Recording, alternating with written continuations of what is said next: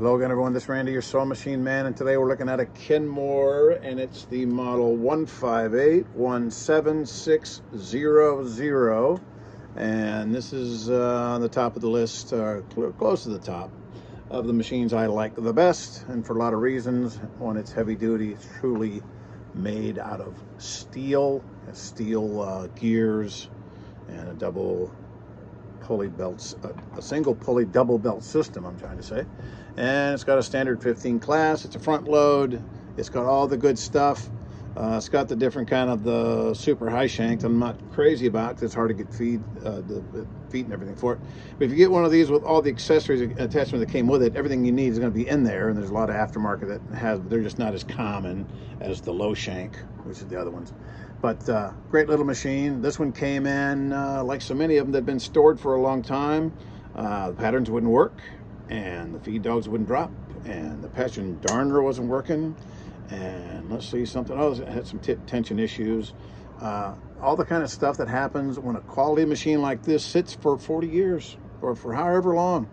It'd be like taking your car and parking it in the garage and coming back 20 years later, and it's going to need a few things. Well, this one's worth the effort. If you find one of these and you want to take it to somebody who has a clue, they can get it going like this one, and everything works like new. And trust me, it's got a lot of nice features. It's got the regular straight stitch. It's got the reverse, of course, but it's got the overlocks for finishing your seams. It's got the nice cams for decorators and stuff like that. And some people like this particular model, the 17600, 158 17600, because it has the clutch release on the side. You just pull it out to wind the bobbin like so. You don't have to fiddle with the clutch release knob. You know, every machine has its own set of issues. This one has a different set of issues, and here they don't fail that often. It's very rare. But you can't take this apart. It's not advisable. But you push it in to sew, and then you release it to wind. Pretty simple. You don't have to worry about having to strengthen your wrist and hands and all that in your fingers. So this one, if you want to do a straight stitch, of course, again, every machine has a function. Inside dial is function. Right there, put it on the orange. Get your orange side. You have your orange side and your white side. Your white side, your stretch. That's over here. Put it over here to the orange dot. Straight forward is straight orange. Get the orange ones on the left, orange one on the left, and your stitch length will work for either one. All your stretch stitches, it'll be on its longest setting, just so you know. But let's say 10 stitches per inch. The stitch width is this dial on the outside. See, it has 4, 3, 2, 1, orange. Okay, orange, orange, orange. Straight stitch, and away we go. It's got the lever reverse, which is nice. Back stitches hits the same holes. That's precision. When it backs up, it hits the same holes. It doesn't veer off to the left and right. That's a quality machine right there. And this one came in, of course, the patterns weren't working, and in the top up here, there's a pattern apparatus up here that's usually frozen in one spot. It has to be lubricated. When I say lubricated, I'm talking about, again, penetrating oil. Keep your screwdrivers and wrenches and stuff away from these machines when they've been sitting, because they don't need any adjustment. They just need to be lubricated. Now up here in the top, I'll take this off here, take this off, and take this off, and what we'll do is take a peek in here and see exactly what the heck. This top just pops right off. You just put a screwdriver, sometimes I put the screwdriver right on top there and lift up, and it pops up very easily, and it comes right off. And I'll show you inside here. When these patterns don't want to cooperate, this apparatus right here, when you turn this dial, you'll see this inside here goes up and down. It goes up and down. Back there you can see it. Let's put some light on this subject here so you can see it a little better. It's right there. That little guy there, when you turn this, it goes up and down. See, it's going up and down. And of course, it matches correspondingly with the cams here. So whatever you pick, that cam follower comes over when you engage it. But when it's stuck in the up position, it won't go up and down. This little guy right here has to be lubricated. You put your penetrating oil on this little guy right here, And back there in the shaft that goes up and down underneath this little piece right here, goes all the way down through. Put oil on there, oil on here, and then you work it back and forth. You work it back and forth. And I mean, when I say working back and forth, you push down and pull up. And you push down and you pull up. And you keep going until the crazy thing decides that it wants to cooperate. And it'll loosen right up and take off. So it's down there like that. You can lift it up, pull it down, get it moving. So you get it so it releases. It's just got a spring on there that pushes it up and down. So you just get it going so it releases, because it'll go up and it'll hang and you push it down. It'll come up and hang and you push it down. But you get that penetrating oil along this shaft right here. It's dry as a bone. It won't. And the tiny little spring on there barely has any spring-loaded pressure on it at all. So you don't have to screw with these screws. Don't loosen anything up. Keep your screwdriver away from it. And just lubricate that and work it back and forth. You have to be patient with it. And it'll get like that. And then when you turn this up and down, away she goes. Every single time I get these, they're locked up. And I just say, okay, I got 15 minutes to burn here, and I'm going to work back and forth on this until I get it loosened up, and away it goes. Of course, oiling it up. Anything that hinges, pivots, slides, or rotates gets a drop. You'll see the little oil holes there, just a drop, drop, drop, drop. Drop on your double pulley down underneath.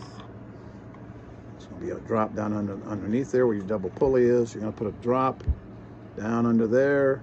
I have a video, 3-part video on how to lubricate these things, but that's telling you how to do that. Now, when you want to thread this thing up, like every machine, I always tell you, step 1, raise the pressure foot. I'll thread this up for you real quick, because I've been getting people telling me, why don't you just show us how you thread these things? Because we went on here to see that, but what we really need to do is know how to thread it. I think I did a how to thread a Kenmore video the other day, but while I got this one, let's do it real quick. Of course, you want to have an empty bobbin, empty 15 class bobbin. That's a 15 class bobbin. Put on your bobbin winder. Put your thread on your spool, and you have a guide. Take it over to the guide completely all the way around. Make sure your spool is centered in the hole. I take it around 2 or 3 times, put it up through the hole on the bobbin. Up through the hole. Let's get over where you can see it. Up through the hole. I always spin it so I can get a nice point on the end. Put it up through the hole. Well, I will get this, trust me. Let's just snip it. Just snip it, put it up through the hole. Sometimes that works too. Put it through the hole. All right, out the top. You hold on to that. You engage your bobbin winder, disengage your hand wheel over here on the side, and you hold that. You hold that right there. You don't want any thread sticking out outside the bobbin. You don't tie it around to get it started. Wrap it around, put it up through the hole, and then you get it spinning, and it will cut it flush. Just rubbing against the edge of the bobbin. See? You cut it flush. There's nothing sticking out. Then you run the machine at a medium speed. And if you have it over here in the pinch point where it needs to be, all the way around, front to back, all the way around, I hold the bobbin or the spool rather, so it doesn't fly off into space, and it will launch. And you watch it wind up and down, up and down. I can run this one fast when I'm holding it. And then you can wind the bobbin as much as you want. When it gets full, it'll cut off automatically. But that's how you wind the bobbin. Now to thread the machine, just as straightforward as it can be, just like the other one. Sometimes you have a thread guide on the back. Step 1, raise the presser foot. Always raise the presser foot. That opens up the discs. When it's down, it's clamped. When you raise it, it releases. Step 1, raise the presser foot. Go to the back thread guide, the front thread guide with the presser foot up. You have the little ear on the side right here, little tab. Put it in front of the tab. I always hold it up here so it doesn't feed off. Put it in front of the tab, bring it around till you hear the click, click. Then you have a thread guide here, there, and that's why I always lower the foot and pull and make sure you feel tension like someone has a hold of it and won't let go. That's how you know you have it threaded properly. When you pull that and you feel that, and then you know it got seated properly between the discs. Otherwise, you'll get big loops and jams. You'll get a thread guide there, thread guide there, thread guide there, and they just slide right in. And it threads front to back. All top loads and front loads thread front to back, and the flat side of the needle goes to the rear. And I never have that in the deal when I show you people first try. When I do have it, it takes 15 tries, but I got that first try. And then of course when you do load that bobbin, I'll take the one that's in there out now. We'll load the one we just wound. There's the one we just wound, and we'll just put this one in here. The opening facing you. You always check in there and make sure it's clean on the inside. Get all the little giblets and scraps and things out of there.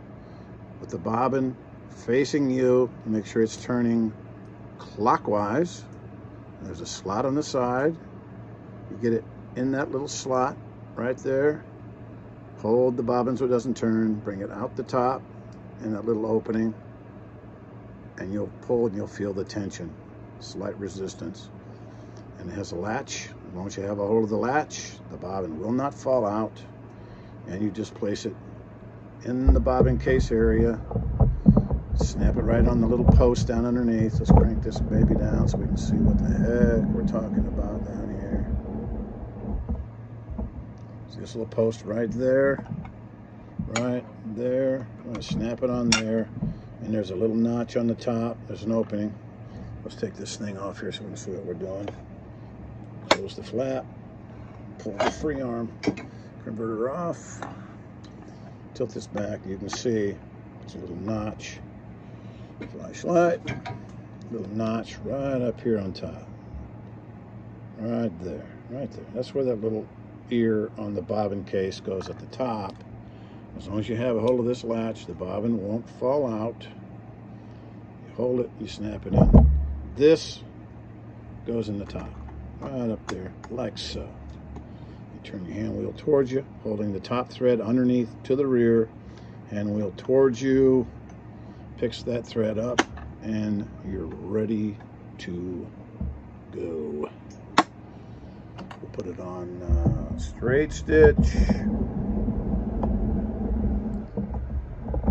10 stitches per inch.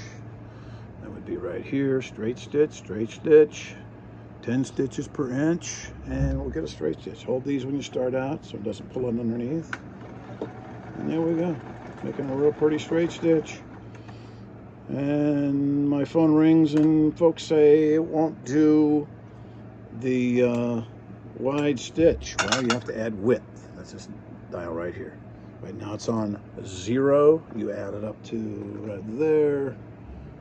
About 4, you get the zigzag. Okay, you're zigzagging. And if you want to get a stretch stitch, you bring this guy here from forward to stretch. And all these stitches on the left become the stitches on the right. So if you have it on, let's see, you can have it on a nice overlock, like a nice double overlock, like you're gonna finish an edge. If you want to finish an edge, you can get a nice finish, like a serge stitch does a finish edge, like this right here.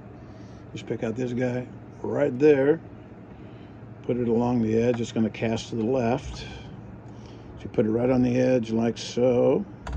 Put your stitch width on its widest. Make sure it's on automatic, long stitch length, and it will do. Let's put it on its widest, and you do the overlock. See, it's swinging down, swinging over. I'll show you what's going on. Swinging down and over and doing that real nice overlock stitch. It's overlocking just like a serger would. It's doing a real nice straight inseam, and it's swinging over to the side to overlock. If you have something that's going to unravel, anything that's knit, jersey, tricot, nylon, any of that crazy wacky stuff that's going to unravel. So you finish the edge on it. Now you can get that closer together if you want to. It's got a nice strong stitch on the inside, and you open it up, it won't come out. And you want to go back to regular sewing, just Pick the other stitch, one dial, right there. That's why these things are so awesome. They're still state of the art. All the cool stitches you get on all the new machines.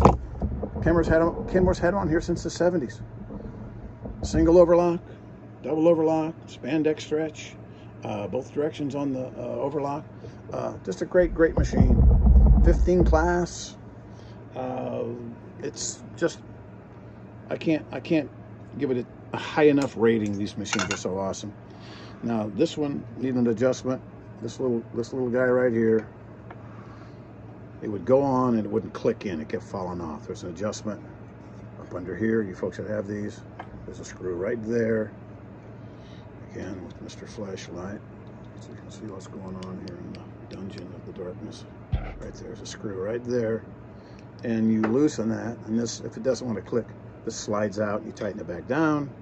And when you put it on, it should make a sound like, let's see, like that. It should click right in. Then you're back in business. And it'll sew forever.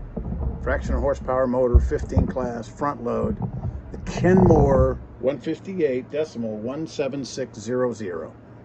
It's a perfect machine. If you get one, you'll thank me. They're awesome.